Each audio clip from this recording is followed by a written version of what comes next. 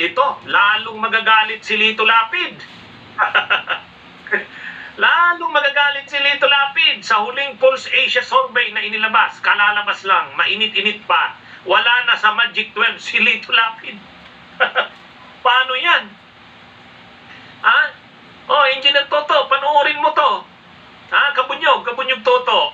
Kalalabas lang sa huling Pulse Asia survey, ito o hindi pa lumalabas yung mga yung mga issue mo kay Lito Lapid, wala na, nasa 15 na. Ay lalo na yung mga ginawa mo na yan na expose kay Lito Lapid, lalo mawawala yan. Baka sa sunod na survey niyan, pang 20 na yan, o pang 15 na ngayon. Mga kabunyog, mga kababayan. Ay wala. Magagalit talaga ito si Lito Lapid. Kaya pala mainit ang dugo ni Lito Lapid. Sobra. Bakit? Siguro nakarating na sa kanya yan na ang survey ng Pulse Asia, pang 15 na. Mga kabunyog. Ginawa yung survey, ginawa yung survey March 2024. March 2024, ang layo pa nun. Ang layo na nun. Ngayon, maraming issue sa kanyang inilabas. Maraming issue lumabas sa kanya, lalo na dito sa Pogo. Dito sa mga issue sa kanya ni Toto Kausing, ay di lalo nang wala. Nangunguna sa survey na, pumapasok dyan sa survey na yan, yung magkapatid na tulpo, huwag niyong pansinin yan. Pero ito, 2025 senatorial preference, March 6 to 10, 2024. Ngayon, sa March 6 to 10, 2024 na Pulse Asia survey, si Lito Lapid, wala na, pang 15 na, bilangin nyo. Tingnan nyo yan, Tulfo, Soto, Duterte, Go, Cayetano, Pacquiao, 6. Pampito si De La Rosa, 8 Marcos Aimee, Siyam si Dumagoso, Tulfo Ben, pang-11 si Revilla, pang-12 si Binay, Abigail.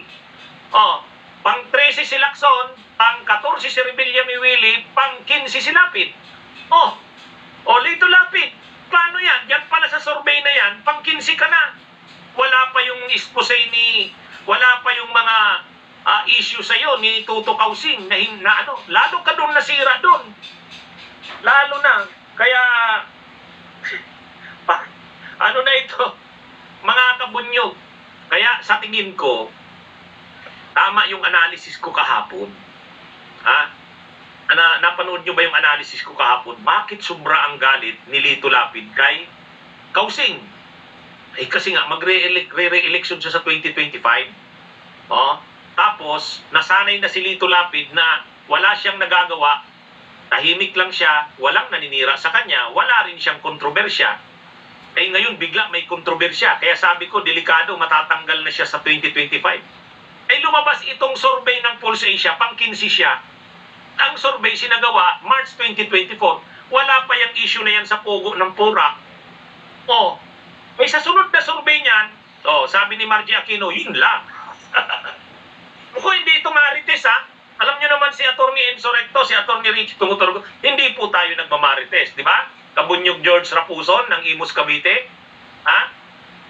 Hindi tayo nagmamarites. Ako, ina-analyze ko lang. Wala na ito mga kabunyog, delikado na si Lito Lapid. Siguro nalaman na yan ni Lito Lapid kasi mayroon niyang mga staff na senador. Sa huling lalabas na yung result ng survey ng Pulse Asia, wala ka dun. Wala ka sa Magic 12. Pang 15 na Ayan tingnan nyo mga kabunyog, si Lito Lapid nandyan na sa pang 15 sa baba. Sa baba, nakikita nyo sa lista na yan? Pulse Asia yan. Ngayon, ginawa yung survey, March 2024. Tapos ngayon, ang daming issue kay Lito Lapid dahil itong ini-expose ni Toto Kausing, ngayon na lang yan na June, July. Pag nag-survey sa mga susunod na buwan, lalabas na yan, wala na dyan. Wala na si Lito Lapid. Sabi ni Antonio Sugpatan, kahit hindi pa na-expose ang anomalya, talagang di naman nanalo. Yun na nga. Dito, wala pa yung expose kay Lapid. Laglag na, pang 15 na. May expose pa ni Toto Kausing lalong malalaglag. Baka pang 20 na yan sa sunod. Kaya, iinit talaga ang dugo. Lalo, ni Lito Lapid kay Engineer Toto. Engineer Toto, Kabunyog Toto Kausing, panoorin mo to. Ano to hindi to marites. Sa survey ng Pulse Asia, sa huling survey ng Pulse Asia, wala si o yan huwag niyong pansinin kasi itong kay Tulfo huwag niyong pansinin yan kasi nakalagay lang kasi 2025 senatorial preference March 6 to 10, 2024. Ayan, kaya to nilabas ng Pulse Asia, mga kabunyog. Ngayon, anong ibig sabihin nito? Ang ibig sabihin nito, delikado na talaga si Lito Lapid. Wala na. Shout out kay Kabunyog Jesweno, good day din kay Joey Iscanilla, nanonood sa atin sa Lucena City. Kaya mahirap na itong makarecover si Lito Lapid. Wala pa nga yung expose ni Toto Kausing, pang-15 na pala siya sa survey. Tapos ngayon, lumabas yung expose ni Toto, sa survey pang ilan na siya niyan sa sunod. Wala na, pang 20 na yan.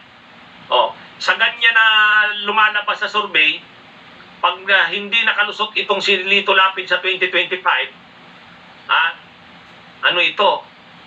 malinaw na ngayon kung sino ang tumira kay Leon Guerrero. Ano pala to kasi sa pelikula walang nakakatalo kay Leon Guerrero at Julio Valiente. Ay ngayon mayroon na pala Tuto Kausing pala. Sabi ni Margie Aquino, sa sunod pang 13 na yan. Mahirapan na, mga kabunyog, mahirapan na yan makarecover. Anyway, sabi ni Jinky Amantillo, di ko iboboto mga Tulfo, magaling lang mambastos. I-discuss ko yan separately, Kabunyog Jinky Amantillo. Dito kasi ang topic ko ngayon itong si Lito Lapid. Tiningnan ko lang yung result ng survey, nakikita nyo yung lista. Tiningnan ko si Lito Lapid, nandun na sa baba pang 15 na. Tapos ginawa yung survey March 2024. Wala